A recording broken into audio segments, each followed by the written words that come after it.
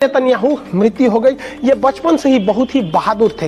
योनातान नेतन्याहू की मृत्यु के बाद उनका भाई जो थे उन्होंने कहा कि मैं भी अपने देश की सेवा करूंगा और बड़ा होकर यही जो लड़का है योनातान नेतन्याहू का भाई, ये बड़ा होकर बेंजामिन नेतन्याहू बना। और आज ये लोग सोचते हैं इजराइल के जो दुश्मन बने हैं कि बेंजामिन नेतन्याहू छोड़ देगा इन्हें। अरे इसने अपने भाई को गंवाया है और दिलेरी देखिए, पूरे महाद्वीप को पार करके ठोक कर आया वहां पर, उसके देश में घुसकर अब मार के लेकर वापस आ गया। थोड़ा हम लोग इजराइल का फिल्म देख लेते हैं। इजराइल ने कैसे कैसे फिल्म आतंकवादियों को दिखाया, जिसमें एक बहुत फेमस उसका ऑपरेशन था, ऑपरेशन थंडरबोल्ट। इसमें क्या हुआ था कि इजराइल का कुछ पैसेंजर को अगवा कर लिया गया। तेल अवीव से एक जहाज उड़ान भरी थी जो फ्रांस की राजधानी पेरिस जा रही थी, लेकिन जब वो एथेंस से उड़ान भरी, एक बार फ्यूल भर के ड्रॉप करके, तो उसे हाईजैकरों ने हाईजैक कर लिया और इन हाईजैकरों ने उन्हें हाईजैक करके वापस ये इसे लीबिया की ओर लेके गए थे सब। अब ये लोग लीबिया क्यों ले गए थे, तो भाई देखिए, यहाँ से ये तो उड़ान भरी थी एथेंस से, इसको घुमा के ये लोग लीबिया लाए। लोग लीबिया में ये लोग पेट्रोल भर लिए, फ्यूल उसका भर लिए। ये लोग चाहते तो इस जहाज को लीबिया में ही रोक सकते थे, लेकिन लीबिया से हटा के ये लोग इसे युगांडा लेकर आए थे। युगांडा आपको बताना चाहिए कि युगांडा के पास कौन सा ऐसा झील है। आप क्वेश्चन करके कमेंट में आंसर बताइएगा। ये झील अक्सर क्वेश्चन पूछा हुआ है। इस झील से 3 देशों की सीमा लगती है। आप कमेंट करके आंसर दीजिएगा। तो ये जो है युगांडा लेके आ गए थे। लीबिया में इसलिए नहीं रखे क्योंकि इजराइल से लीबिया काफी करीब है। इजराइल यहाँ पे मिस्र पार करेगा तो लीबिया आ जाएगा, तो यहाँ पर हमला हो सकता था, इजराइल वहां हमला कर सकता था। दूसरा एक और रीजन है कि लीबिया पेट्रोल बहुत देशों को बेचता है, तो जब बेचता है तो बहुत देशों से रिलेशन भी है, तो उसके दबाव में ये यहाँ पर कुछ खास आतंकवादियों की मदद नहीं कर सकते थे। इसलिए इनको लिए सबसे बेहतरीन जगह था युगांडा अफ्रीका के बीच में था और यहाँ के जितने देश थे वो इजराइल से नफरत करते थे, इसलिए यहाँ पे आ सकता है। और ये इजराइल से 4000 किलोमीटर दूर था। इसका मतलब ये हुआ कि अगर इजराइल यहाँ हमला करने के लिए सोचता है तो उसे 4000 किलोमीटर आना पड़ेगा, फिर 4000 किलोमीटर जाना पड़ेगा, यानी 8000 किलोमीटर की दूरी। इसने में कोई भी कमांडो ऑपरेशन लगभग नामुमकिन हो जाता है, क्योंकि 8000 किलोमीटर चलने के बाद कोई भी कमांडो थक जाता है। लेकिन यहाँ जैसे ये लोग अभी युगांडा लेके गए, युगांडा इनके लिए सबसे अच्छा इसलिए था क्योंकि युगांडा का उस समय सैनिक तानाशाह जो था इदी अमीन था। ये इदी अमीन इजराइल का पहले दोस्त था, लेकिन ये इजराइल से एक फाइटर जहाज खरीदना चाहता था, जिसको इजराइल ने मना कर दिया था, जिस वजह से ये इजराइल से बदला लेना चाहता था। ये अपने दुश्मनों का सर काट के उसको फ्रीज में रखा करता था। ऐसा कहा जाता था कि ये मानव के मांस को खाना पसंद करता था, लेकिन इसकी कहीं पे भी पुष्टि नहीं हुई है। हालांकि ये ज्यादातर इसे फेक ही बताया जाता है, लेकिन ये बहुत ही क्रूर और सनकी शासक था। इसका आंख, नाक, कान, मतलब एकदम समझिए कि देख रहे हैं इसको, अजीब टाइप का है। यहाँ पर इसको तो भारत में देख के अगुआ भाग जाएगा यहाँ पर, तो इतना अजीब टाइप का है ये, उतना ही ये क्रूर था। तो जब ये युगांडा में प्लेन हाईजैक हुई थी, लैंड किया गया था, तो ये युगांडा के उन हाईजैकर्स के पास मिलने चला गया और मिलने के बाद ये अफ्रीकी एकता संगठन की बैठक उस समय मॉरिशस हो रही थी, तो ये युगांडा से चला गया था मॉरिशस और इसने अपने सैनिकों को उन आतंकवादियों की सुरक्षा में लगा दिया जिन आतंकवादियों ने प्लेन को हाईजैक करके लाए थे। प्लेन को हाईजैक करके ये लोग एंतवे एयरपोर्ट पर लाए, युगांडा के एंतवे एयरपोर्ट पर। एंतवे एयरपोर्ट पर जैसे लैंड किया गया तो यहाँ पहले से आतंकवादी बैठे थे। जो 4 आतंकवादी वहां चढ़े थे, जहाज को हाईजैक किए, उसमें 2 फिलिस्तीनियन थे और 2 जर्मन आतंकवादी थे। अब आप कहेंगे कि जर्मन आतंकवादी और फिलिस्तीनी का मतलब क्या? देखिए, फिलिस्तीन भी इजराइल से नफरत करता है और जर्मनी में जो यहूदियों के लिए तो सबसे खतरनाक जर्मनी ने ही किया था, तो दोनों का कॉमन दुश्मन था, इसलिए वो 4 हाईजैक करके आए थे और 5 यहाँ पहले से वेट कर रहे थे। इसका मतलब ये था कि युगांडा इनके लिए पूरी तरह से प्री प्लान जगह था युगांडा में। अब जब यहाँ लैंड किया गया तो इन लोगों ने सबसे पहले क्या किया कि जो यहूदी थे, यहूदियों को ये लोग अलग रखते गए, अलग कमरे में रख दिए और बाकी जो अन्य देश के नागरिक थे उन्हें अलग कमरे में रख दिए। अब इन लोगों ने धमकी देना चालू किया कि हमको $5 मिलियन पैसे चाहिए, जो फिलिस्तीनी कैदी में हैं, मतलब इजराइल के जेलों में हैं, उन्हें रिहा कीजिए और अलग अलग देशों में जो हैं उन्हें भी रिहा कीजिए। अब इसमें इजराइल को मौका मिल गया नेगोशिएट करने का कि भैया जो हमारे देश में हैं फिलिस्तीनी जो कैदी हैं, हम तो उन्हें रिहा कर देंगे, लेकिन आप हमें कुछ समय दीजिए, हम दूसरे देशों से भी कोऑर्डिनेट कर रहे हैं, बात कर रहे हैं। यही यहाँ पर इजराइल के लिए मौका मिल गया ताकि वो कुछ काम को कर सके, प्लानिंग को कर सके। और ये लोग जो इजरायली थे, इजराइल के यानी यहूदी धर्म के रहने वाले थे, उनको पकड़कर एक अलग बिल्डिंग में रख दिया और बाकी देश के नागरिकों को इन लोगों ने छोड़ दिया। इसलिए छोड़ दिया क्योंकि अगर दूसरे देश के नागरिकों को भी रखेंगे तो दूसरे देश भी कमांडो कार्रवाई के लिए सोचने लगेंगे। इसलिए आतंकवादियों ने तो दिमाग लगाया ये सोच के कि बाकी देश को छोड़ देंगे तो बाकी देश में पड़ने का, लेकिन यही इन लोगों से सबसे बड़ी गलती हो गई। जैसे ये इन लोगों को छोड़े तो यहाँ ये लोग प्लानिंग कर रहे थे कि वहाँ पर हमला करने के लिए आतंकवादियों को लग रहा था कि ये लोग नेगोशिएट कर रहे हैं, लेकिन इसके यहाँ वार रूम में पूरी तरह से लड़ाई की तैयारी हो रही थी। मोसाद को इसकी जिम्मेदारी सौंप दी गई थी कि भैया तुमको कैसे भी करके इसको बचाना है। तो जैसे आतंकवादियों ने जिन लोगों को छोड़ा था, तो मोसाद के पास युगांडा के एंतेवे एयरपोर्ट की कोई जानकारी नहीं थी कि उन्हें कहाँ रखा गया है। लेकिन जब ये लोग बंधक वापस आए थे, जो अन्य देश के नागरिक थे, उन्होंने बता दिया कि वो लोग जो हैं वो क्या किए हैं, जो यहूदी हॉस्टेज हैं यानी जो बंधक बनाए गए हैं, उन्हें रनवे से 2 किलोमीटर दूर एक दूसरी बिल्डिंग में रख दिया गया। ये बहुत ही काम की न्यूज़ हो गई मोसाद के लिए। और इसके लिए सबसे अच्छा काम ये हो गया कि जो एंतेवे एयरपोर्ट है उसे बनाने का काम एक इजरायली कंपनी ने किया था। और ये इजरायली कंपनी के पास पूरी तरह से नक्शा था कि एंतेवे एयरपोर्ट कैसे है, पुराना वाला जो टर्मिनल है जो 2 किलोमीटर दूरी पर है उसका रास्ता कैसे है। तो इसका मतलब ये था कि अब इजरायली कमांडो जो मोसाद के थे, इन लोग के पास पूरी तरह से इनपुट आ गया था। अब ये लोग हमले के लिए तैयार थे। आतंकवादियों ने 4 जुलाई का लास्ट डेट रख दिया था कि आपको 4 जुलाई को हमको कैसे भी जवाब देना है। जबकि ये जो घटना थी ये 27 जून 1967 को जहाज हाईजैक किया गया था। अब 4 जुलाई लास्ट डेट था, इसलिए इन लोगों ने 3 जुलाई को प्लान बनाया कि हमें एंतेवे एयरपोर्ट पर जाके अपनी जहाज़ों से हमला करना है और लेकर आना है। और इन्होंने 3 जुलाई को रात 1 बजे का टाइम चुना, क्योंकि उस समय लगभग ज़्यादातर सुरक्षाकर्मी सो रहे होंगे थक कर। ये 5 जहाज़ों को लेके गए, जिसमें आगे के 3 जहाज़ों में कमांडो बैठे हुए थे। एक जहाज़ खाली था जो ये सुनिश्चित करता कि ये कमांडो जब उतरेंगे तो वहाँ ढूंढ देंगे लोगों को, और ये खाली इसलिए गया था ताकि ये जो जहाज है बाकी जो पैसेंजर वहाँ पे फंसे हुए हैं उन लोगों को ये वापस ले आ सके। और एक जो पीछे वाला जहाज था इसमें कम्युनिकेशन सिस्टम था, मेडिकल फैसिलिटी थी कि अगर कोई कमांडो बीमार पड़ता है तो उसके लिए क्या क्या चीज़ें होंगी, ये पीछे वाले में। इसमें केनिया ने साथ दे दिया इजराइल का। ये है हम युगांडा के बगल में है केनिया ने एक जहाज को रुकने की अनुमति दे दिया कि यहाँ आप रुक जाएंगे, जाके कोऑर्डिनेट कर लेंगे।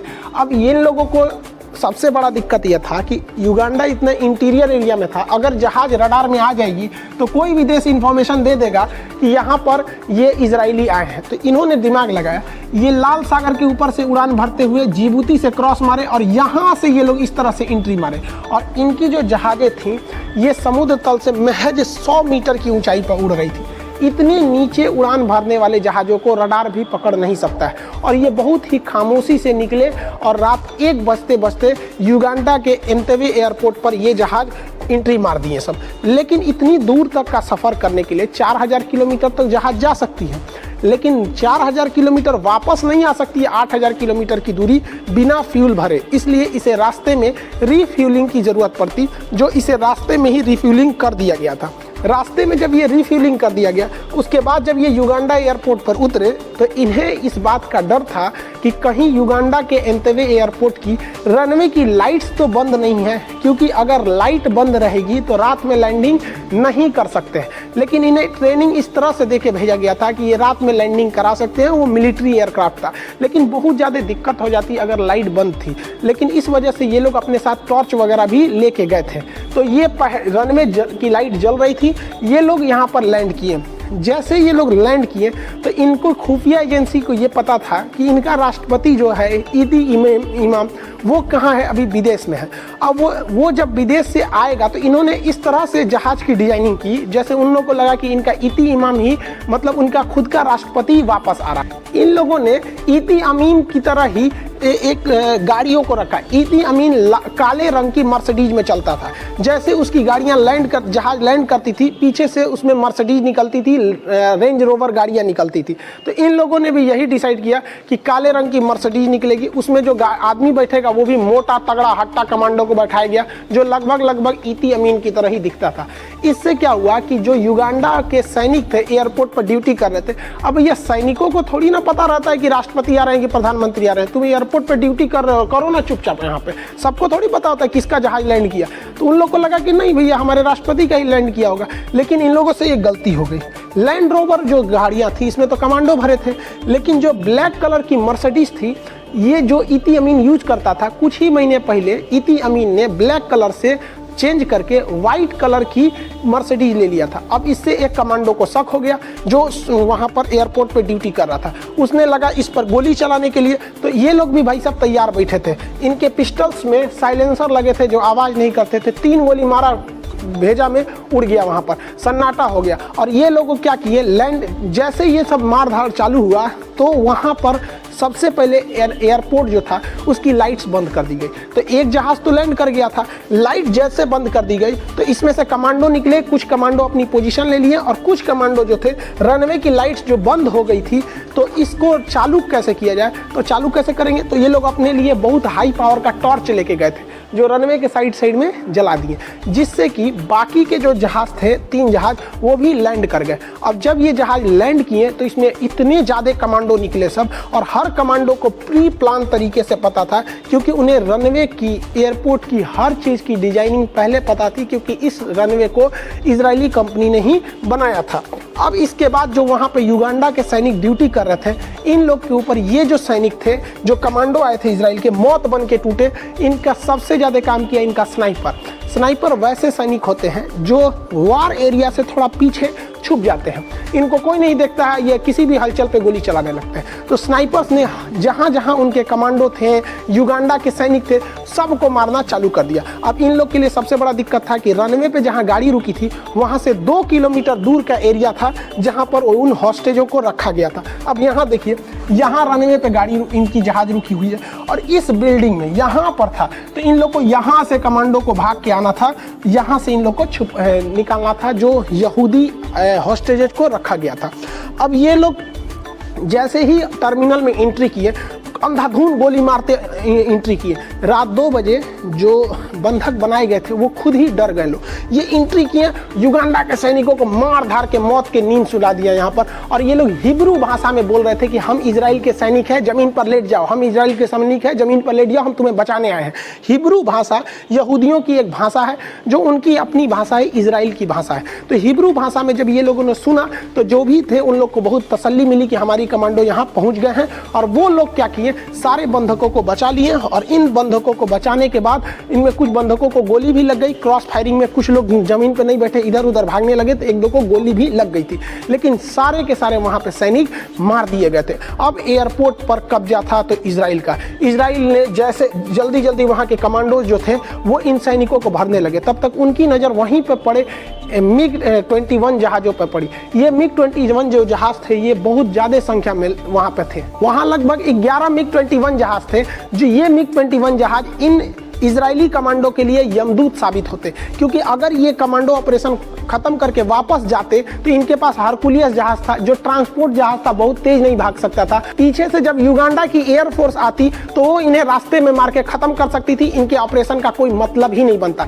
इसलिए ये लोग हैंड ग्रेनेड और ब्लास्ट से बम लगाकर इस पूरे के पूरे यहाँ पर MiG-21 जहाजों के पूरे स्क्वाड्रन को ही तबाह कर दिया। और इसके बाद ये लोग सारे जितने वहाँ पर बंदी बनाए गए थे उनको वो जो एक्स्ट्रा चौथा जहाज था जो खाली लाए थे लोग, उसमें ये लोग भरना चालू किए थे लोग। और सारे हॉस्टेजेस को इन जहाज़ों में भरकर और इनको जल्दी जल्दी मैसेज भेज दिया गया इजराइल में कि हम लोग इन्हें क्या कर रहे हैं, अब जहाज़ों में भर रहे हैं, हम यहाँ से निकलेंगे। इस पूरे ऑपरेशन की ग्राउंड कंट्रोलिंग थी योनातान नेतन्याहू के पास। योनातान नेतन्याहू पूरे मिशन को वहाँ ग्राउंड पर कंट्रोल कर रहे थे। वो सारे हॉस्टेजेस को, सारे जितने बंधक थे उनको जल्दी जल्दी जहाज में बैठाएं, अपने एक एक सिपाही को, अपने एक एक अफसर को जहाज में बैठाएं। और सबसे लास्ट में योनातान नेतन्याहू गए, लेकिन योनातान नेतन्याहू को लास्ट जाते जाते उन पे एक गोली लग गई थी, जिस गोली लगने की वजह से योनातान नेतन्याहू की मौत रास्ते में ही हो गई।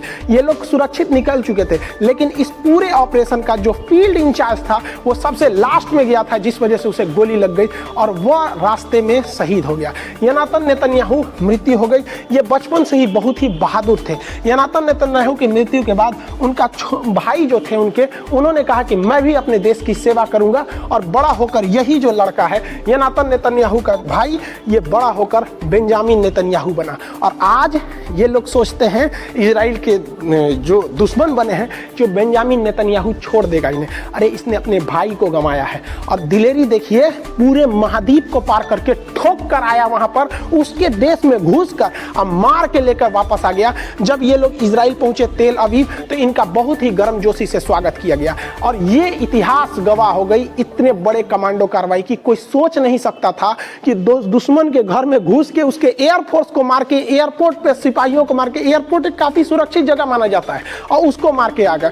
इसके बावजूद इजरायली गवर्नमेंट ये चाहती थी कि दुनिया को यह दिखा दिया जाए कि युगांडा के जो सैनिक शासक थे इदी अमीन, इन्होंने ही इजराइल का साथ दिया। तो इन्होंने क्या किया, वहां के शासक जो थे इदी अमीन, इनको फोन किया कि हम आपका बहुत धन्यवाद देते हैं। तो इस तो ओवर कॉन्फिडेंस में था इदी अमीन, इसको लगा कि धन्यवाद देते हैं मतलब कि हमसे कोऑर्डिनेशन की उम्मीद कर रहे हैं। तो इन्होंने कहा सुनो, एक काम करो, जो आतंकवादी कर रहे हैं बात मान लो, तुम्हारे पास और कोई रास्ता नहीं है। अरे मौका तोरा पता है, तुम्हारी रहते हुए तुम्हारे एयरफोर्स को धो के चल गया है सब, वो लौट गया है सब, और वहां से फोन कर रहा है। इसके जो अफसर थे, जो इनके कमांडर थे, जिनकी ये जिम्मेदारी थी कि आतंकवादियों को सुरक्षा देना है, इजराइल के बंधकों को बना के रखना है, सब मर चुके थे। और इनके मिलिट्री के जो जनरल ब्रिगेडियर थे, उन्हें डर लग रहा था कि कैसे बताएंगे कि हम लोग के रहते हुए थूर के वो चल गया यहाँ पर।